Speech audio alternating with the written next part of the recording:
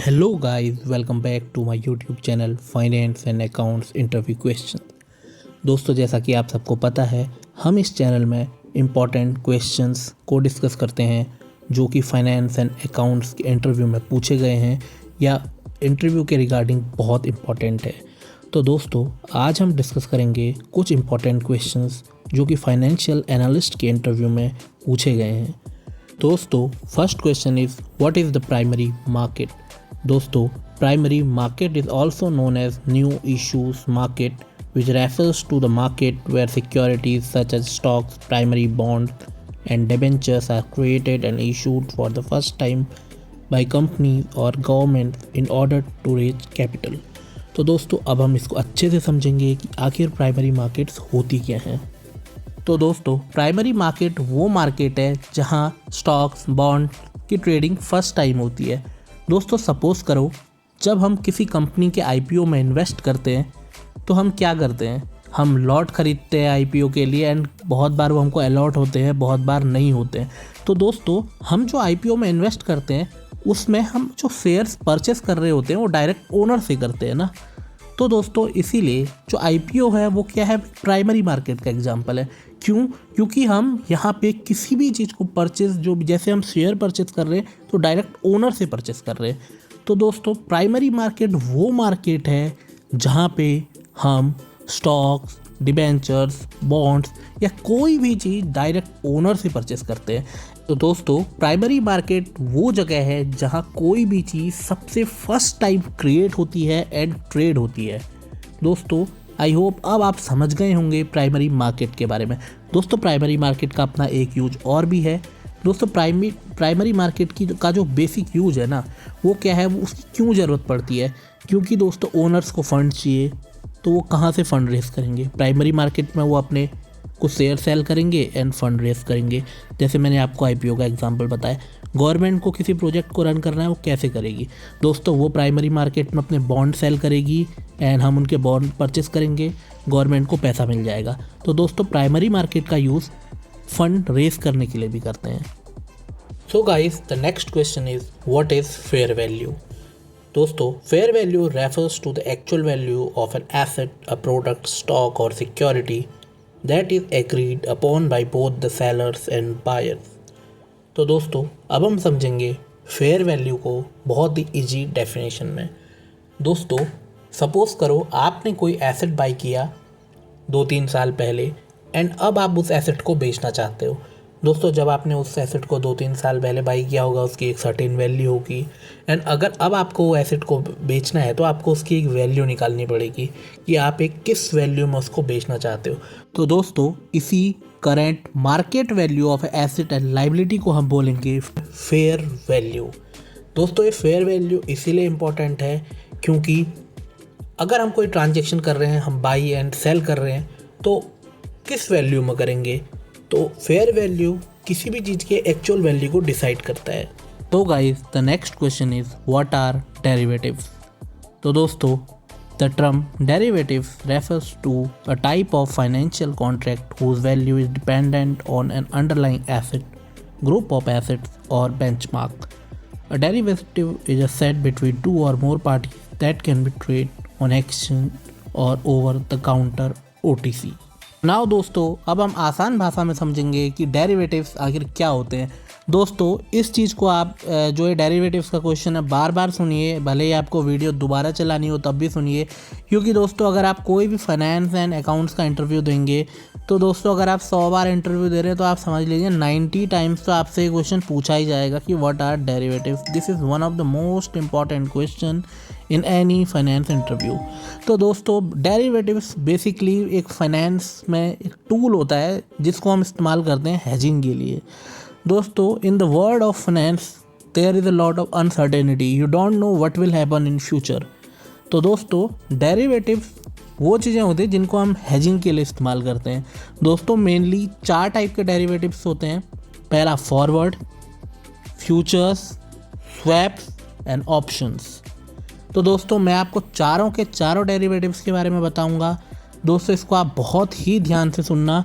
दोस्तों, मैं दोबारा रिपीट कर रहा हूँ कि डेरिवेटिव्स वो फाइनेंशियल इंस्ट्रूमेंट होते हैं जिनकी जो वैल्यू होती है वो अंडरलाइंग एसेट से डिफाइन होती है। तो दोस्तों अगर हम सबसे पहले डेरिवेटिव की बात करें तो सबसे पहला डेरिवेटिव होता है फॉरवर्ड्स।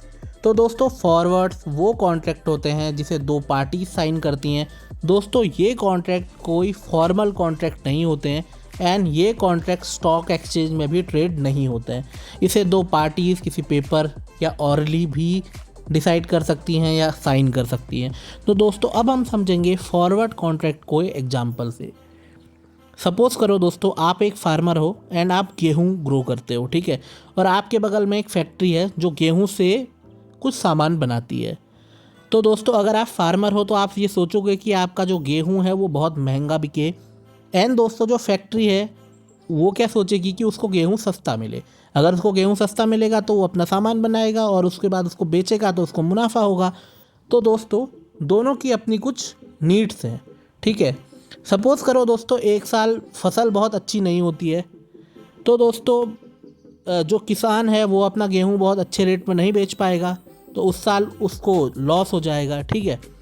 अब दोस्तों मान लो अगले साल क्या कहते हैं, फसल बहुत अच्छी होती है एंड सब कुछ बढ़िया होता है एंड किसान कहता है कि यार अब तो मेरी फसल अच्छी हो गई है, अब मैं इतने सस्ते दाम में नहीं दूंगा, अब मैं तेरे को ज़्यादा रेट लगाऊंगा। तो दोस्तों इसमें जो फैक्ट्री है जो गेहूं से प्रोडक्ट बनाती है, अब वो क्या करेगी, उसको तो प्रोडक्ट बनाना है तो उसको मजबूरी में महंगे रेटों पे लेना पड़ेगा गेहूँ। तो दोस्तों दोनों पार्टीज़ ना एक कॉन्ट्रैक्ट साइन करती हैं और वो डिसाइड करती हैं कि नेक्स्ट ईयर भले ही कैसी भी कंडीशन हो, भले ही फसल कैसी भी हो, वो नेक्स्ट ईयर इतना सर्टेन अमाउंट का गेहूं बाई करेगी एक फिक्स रेट पे, एक फिक्स टाइम पे।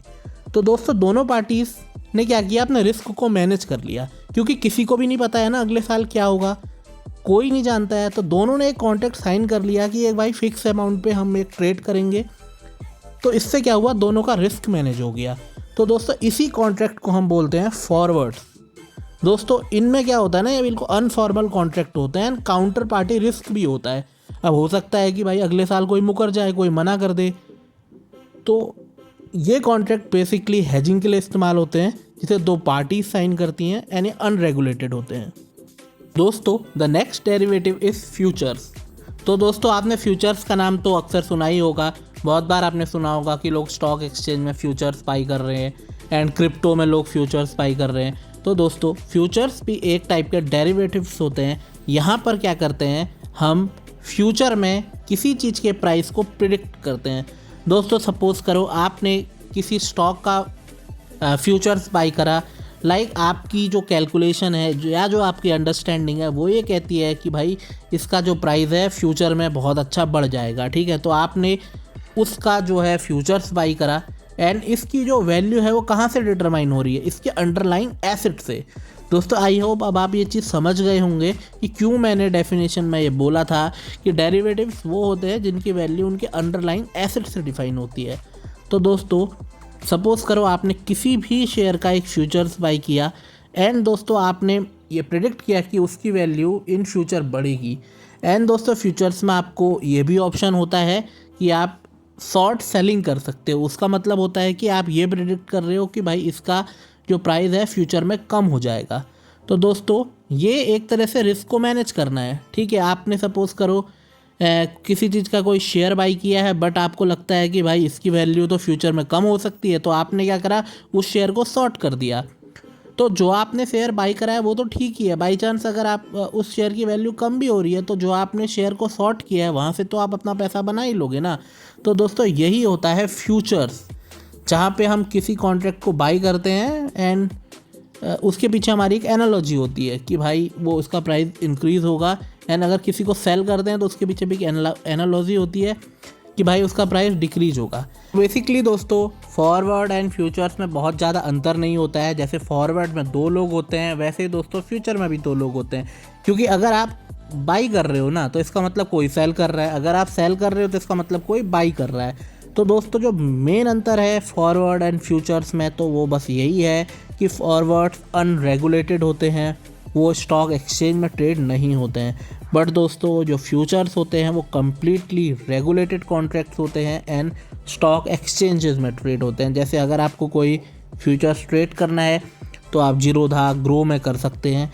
एंड दोस्तों ये कम्प्लीटली रेगुलेटेड होते हैं, इनको जो है पूरा सब कुछ सेबी मॉनिटर करती है, ये काफ़ी सेफ़ होते हैं। दोस्तों अब हम डिस्कस करेंगे थर्ड टाइप के कॉन्ट्रैक्ट को, जिसको हम कहते हैं ऑप्शंस। दोस्तों आपने काफ़ी सुना होगा ऑप्शंस के बारे में, न्यूज़ में, यूट्यूब में, क्योंकि बहुत सारे लोग ऑप्शन ट्रेडिंग करते हैं इंडियन शेयर मार्केट में। कुछ लोग ऑप्शन सेलिंग करते हैं, कुछ लोग ऑप्शंस बाइंग करते हैं।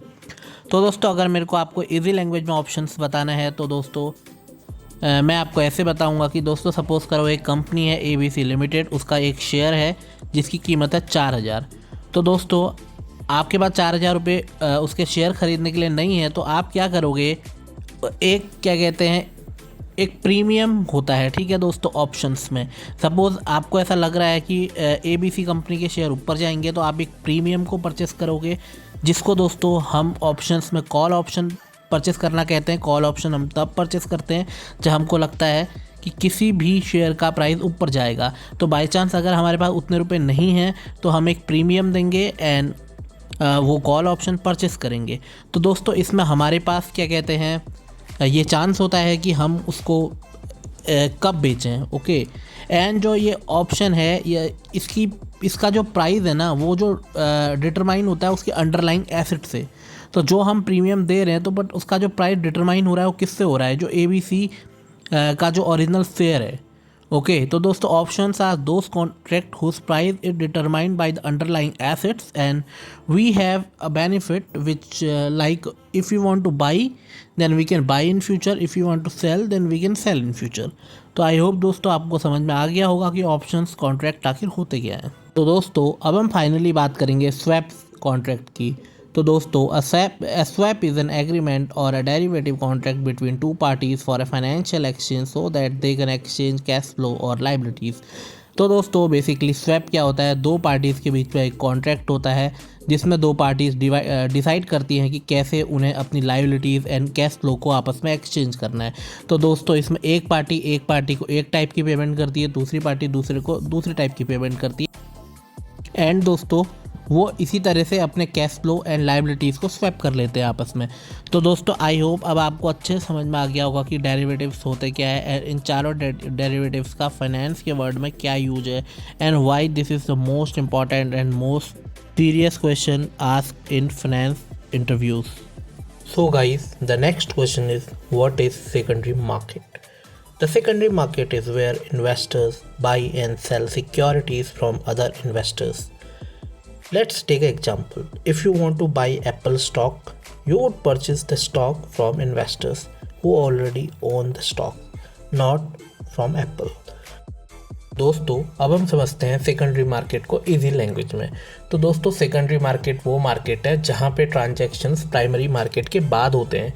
जैसे हमने अभी वीडियो के पहले समझा था, प्राइमरी मार्केट में क्या होता है, हम किसी भी सिक्योरिटीज़ को डायरेक्ट उसके ओनर से ख़रीदते हैं, बट जब वही सिक्योरिटी सेकेंडरी मार्केट में आ जाती हैं तब जो ट्रांजैक्शंस होते हैं वो बायर एंड सेलर के बीच में होते हैं।